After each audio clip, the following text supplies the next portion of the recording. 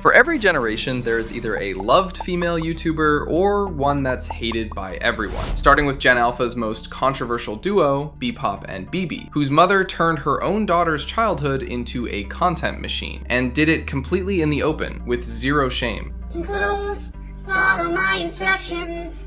There is no time for introductions. From the very beginning, BBop's mom understood one thing: being weird gets views. The creepy doll-filled settings, the awkward dancing, the heavy adult makeup plastered on what was essentially a toddler, none of it was an accident. And when a rumor started spreading in 2020 that BBop and her mom were being held captive and sending distress signals through their videos, a normal parent would have immediately shut it down. This mom did the complete opposite. Viewers told her to wear blue in the next video if she needed help. She wore blue, yellow, pink, black. Every single time she followed through, liking comments, asking if she was being held against her will, playing into the genuine fear of millions of people who believed a child was in serious danger. We found out more about the TikToker that might be kidnapped. So people have found out that the door seen in all of her videos has this little lock on it. Now nobody is really sure what the lock is for, but a lot of people think that it might be to keep them locked in the room.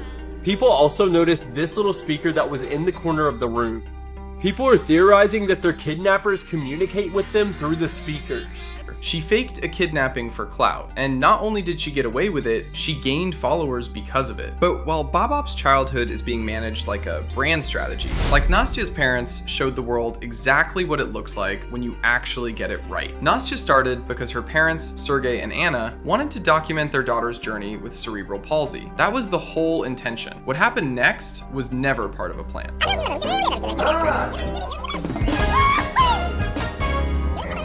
Her natural charm and genuine joy on screen turned a simple channel into a full-scale global brand that Forbes recognized 2 years in a row. She launched a clothing line, started a second channel, crossed 132 million subscribers, and through all of it, stayed exactly the kind of creator parents could put on for their children without a second thought. She earned every word of that. Now, as much as Nastya represents everything Gen Alpha content could be, Gen Z creator Clara Dao represents exactly what happens when a creator builds years of influence on a foundation that was never fully honest. Clara was a Vietnamese-Canadian creator who built her entire identity around flat-chested body positivity.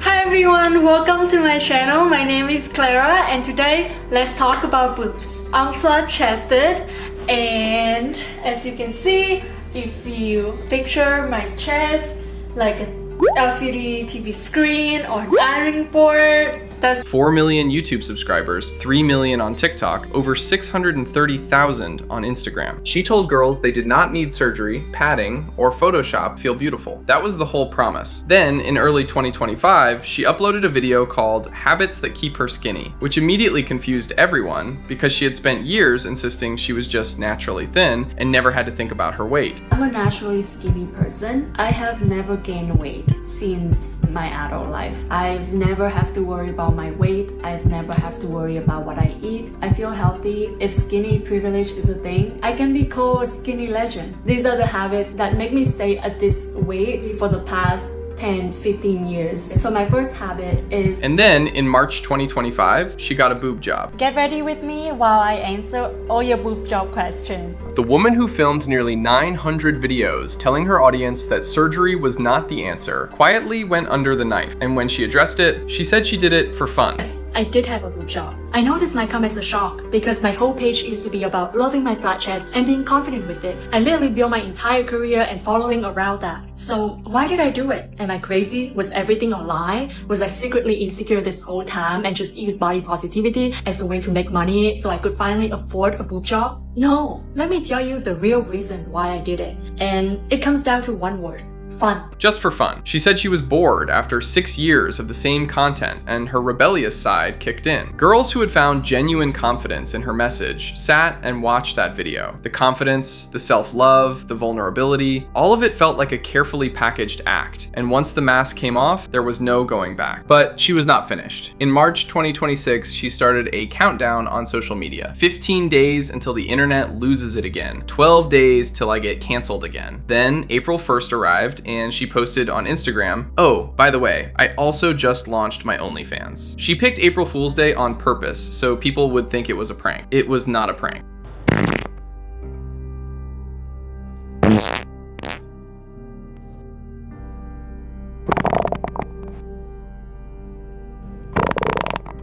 When people asked why she was doing this, given that her family was already wealthy, she had done a house tour confirming they lived in a mansion in Vietnam, she said she was just rebellious and wanted to try being, in her own words, a bop and an internet thought. A lot of people ask me, Clara, why did you start an OF?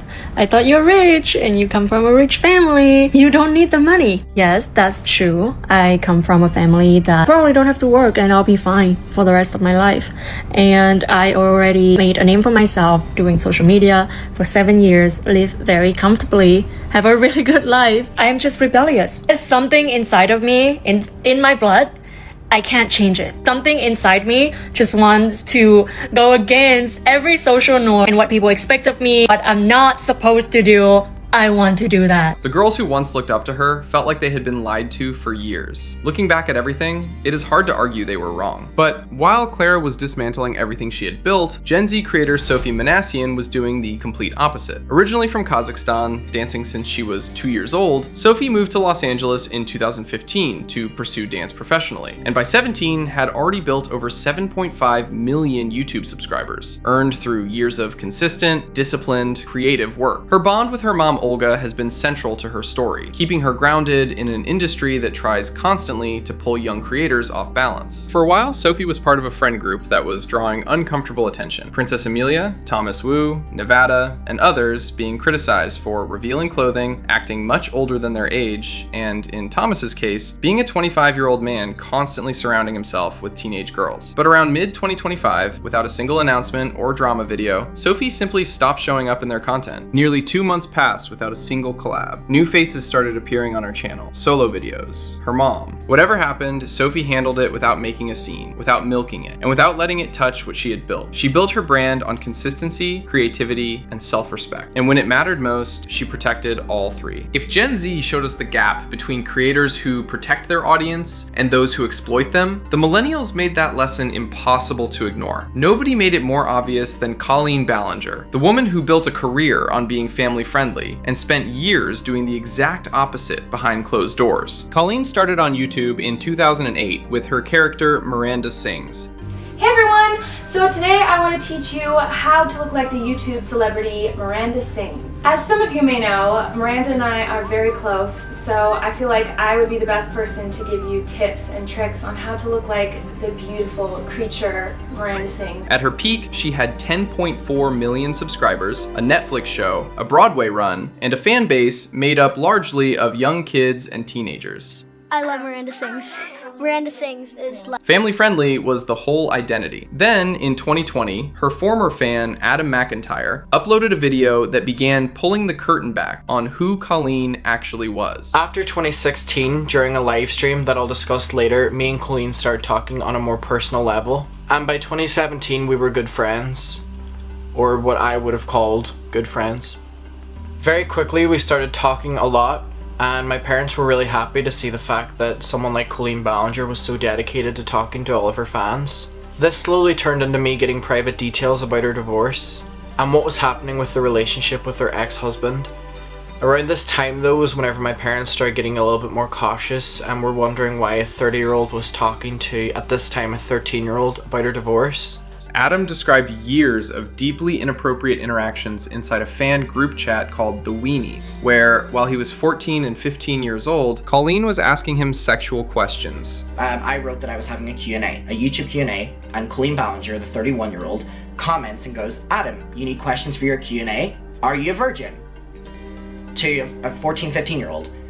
And then furthermore goes on and says, "What's your favorite sexual position? What's your favorite position?" A grown 31-year-old woman directing those questions at a minor. Becky described being pulled into a yoga challenge at a live show while wearing a dress, having Colleen spread her legs in front of thousands of people while smirking down at her and feeling completely violated. Where I was laying under Colleen and she was smirking down at me while thousands of people were laughing, and I was terrified that my body wasn't covered enough. I basically felt naked, so it felt incredibly sexually violating. Colleen's response years later was that the joke was about a fart sound effect. And I genuinely never thought of it as a sexual or inappropriate thing. To me, the joke was that the legs were open to do the pose, the fart sound effect came on screen. So it was like... The controversy reached Time Magazine, Rolling Stone, and CBS News. Then came the apology. In June 2023, Colleen sat down with a ukulele and filmed a 10-minute video singing about a toxic gossip train traveling down tracks of misinformation. She called herself a loser, not a groomer. Never said sorry, never addressed a victim by name. The video hit 20 million views, not because people were moved, but because of how completely it was mocked. It became the most ridiculed apology in YouTube history. Hey, it's been a while since you saw my face. I haven't been doing so great, so I took a little break. So a lot of people are saying some things about me that aren't quite true. Doesn't matter if it's true though, just as long as it's entertaining to you. Her own ex-husband publicly sided with the victims, saying he had been gaslit by her too. By the end of 2023, she had lost over 1.5 million subscribers. Every tour date was canceled, and both her major sponsors dropped her publicly. She eventually returned just before YouTube's 6-month demonetization cutoff, which told the audience exactly why she came back when she did. But while Colleen chose performance over accountability every single time, Jenna Marbles chose honesty when nobody was forcing her to. Jenna was the biggest female YouTuber in the world at her peak. If you have even a smidgen of internet connection, then you've almost certainly heard of Jenna Marbles, the relatable YouTube comedian that millennials are absolutely obsessed with. As a Gen Alpha myself, I wouldn't know. She was the foundation of what YouTube comedy looked like for an entire generation. But with great power came great responsibility. Jenna started facing backlash over her old comedy videos on her channel that included racist content and blackface. She posted an apology video, made no excuses, said the content was wrong, and announced she was going on an indefinite hiatus. I've spent a lot of the last few days privating almost all of my old content. And I'm sorry if any of that holds any nostalgia for you, but I'm literally not trying to put out negative things into the world. And it seems like maybe some other people aren't having a good time. So for now, I just can't exist on this channel. Hopefully I've taken down anything that would upset someone. And I hope you know that that's just not my intent. That's not what I ever set out to do. There is some debate around whether the criticism was entirely fair. But regardless of how valid the original criticism was, Jenna chose to take full accountability without deflecting, step away from a platform she had spent a decade building, and simply not come back. She has stayed off YouTube ever since, which is something essentially no creator at her level has ever done. She still appears occasionally through mentions by her partner, Julian Solomita, and she does foster work for dogs through Gray Save, but as far as her own public presence goes, she has genuinely moved on. Most people who followed her believe she was already growing tired of the platform before everything happened, and that the controversy gave her the exit she was looking for. Moving into Gen X, nobody illustrated the gap between responsible and destructive platform use more vividly than the vegan teacher. Katie Karen Diekmeyer showed up on TikTok already fully formed, aggressive, loud, certain. 3, 2, 1, sing! Eating animals is wrong, McDonald's. Hurting animals is wrong, McDonald's. Share this song and change your entire menu to be vegan from now on. After quitting her jobs as a nurse and a teacher because she could not stand being around people who ate meat, she went after Gordon Ramsay relentlessly, tagging him daily. Eating animals is wrong, Gordon Ramsay. Hurting animals is wrong, Gordon Ramsay. Share this song. Eventually redefining the word racism to include eating animals, so she could officially call him one. Gordon Ramsay is in fact a racist person because this is racism. Yeah, I've decided to give it a new definition. It doesn't just refer to humans. And if you call me a donut, that's fine. Vegan as long donut. as you're vegan from now on. His response was to duet her video and eat a burger directly into the camera. That single move did more damage than any serious criticism ever could. She made a song called I Can't Breathe, posted 1 month after George Floyd's death during the height of the Black Lives Matter movement, comparing animal agriculture to racial injustice. The description said, if you are not vegan, your voice does not matter. It pulled 106,000 dislikes. She went after Mr. Beast, she went after Queen Elizabeth after her death, she claimed only vegans could go to heaven. And And then she argued that cats should not exist because they eat meat, which even her most loyal supporters could not defend. TikTok terminated her account. A video of the termination got 3 million views. The cause may have been real. The delivery made it completely impossible for anyone to take seriously. But while the vegan teacher was getting banned across every platform she touched, Gen X creator Mel Robbins was building one of the most genuinely trusted presences in the self-help space. Mel started as a public defender in New York, worked at the Legal Aid Society, became a CNN legal analyst, and then in 2011 gave a TEDx talk called How to Stop Screwing Yourself Over. Income, do you want to start a nonprofit? Do you want to find love? What is it? Get it right here. You know what it is. Don't analyze it to death. Just pick something. That's part of the problem. You won't pick. Where she introduced the 5-second rule. She does not tell you to manifest. She tells you to count down from 5 and get up and do the thing. Her 2017 book, The 5-Second Rule, became a bestseller. Her podcast launched in 2022, ranked in the top 15 in the US by 2025. That same year, she won iHeartRadio's Best Overall Host and was named to Time Magazine's inaugural Time 100 Creators list, the 100 most influential digital voices in the world. She has been open about living with ADHD, anxiety, and dyslexia. She is not performing a version of herself for the camera, and in a space overflowing with hollow motivation, she is one of the only voices that actually makes you feel like she means every word. Baby boomers gave us 2 of the most emotionally unforgettable stories on this list. One is a woman who told the world to be kind while treating everyone around her like they were beneath her. The other fought cancer twice, kept cooking, kept laughing, and left a hole in the internet that has never been filled. Ellen DeGeneres built her entire public identity around one word: kindness. We love raising awareness and we want to help you out. And so Shutterfly was inspired by your story. They want to help. They want to give $10,000 to Cystic Fibrosis. Kind to one another. It was the sign-off of every episode, printed on merchandise, the foundation of everything. For nearly 2 decades it worked. 19 seasons, over 80 awards, millions of viewers. And then March 2020 arrived, and a single tweet asking people to share their most insane stories about Ellen being mean opened a door that could never be closed again. A restaurant worker said Ellen wrote a formal letter complaining about the chipped nail polish on their hand and nearly got them fired. They were like, "We have to talk to you." She emailed the owner of the restaurant and complained about your chipped nail polish. What? And I was like,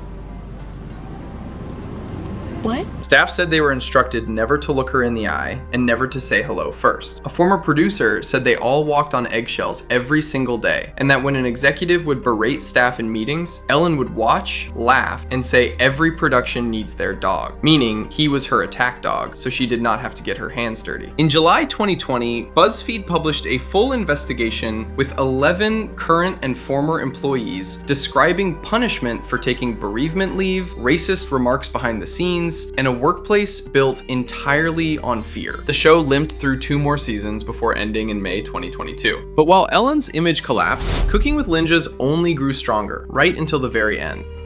Oh man, I can't eat another cookie. Hey little Lynja, you want another cookie?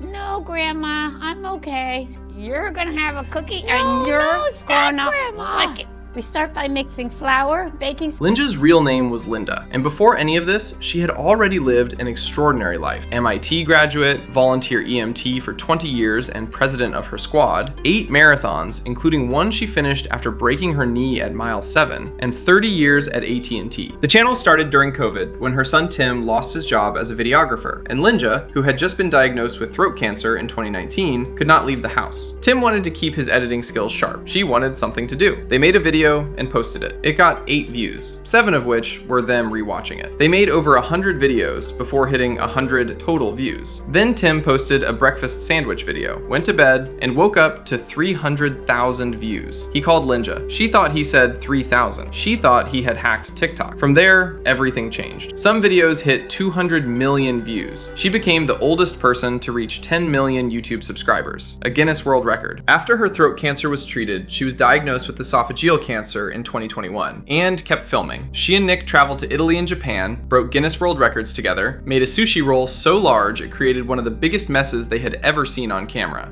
Let's make the world's largest sushi roll. This is our giant sushi mold. We'll start with 500 pounds of cucumbers. Then we'll add 2,000 pounds of sushi rice. 500 pounds of salmon and a few thousand sheets of nori. Nick, why are you so small? It's average. Today you completed an official Guinness World Records attempt for the largest sushi roll by width. 7 feet, 1 inch. Congratulations, it's a new Guinness World Records title.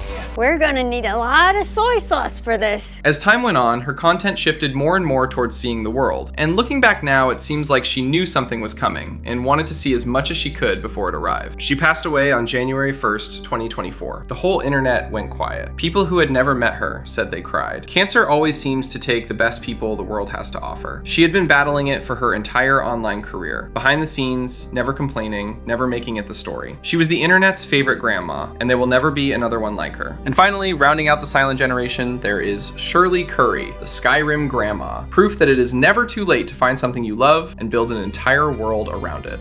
Good morning, grandkids. I think I'm gonna play Xander Softfoot for a little bit today. I may just take him and wander him around.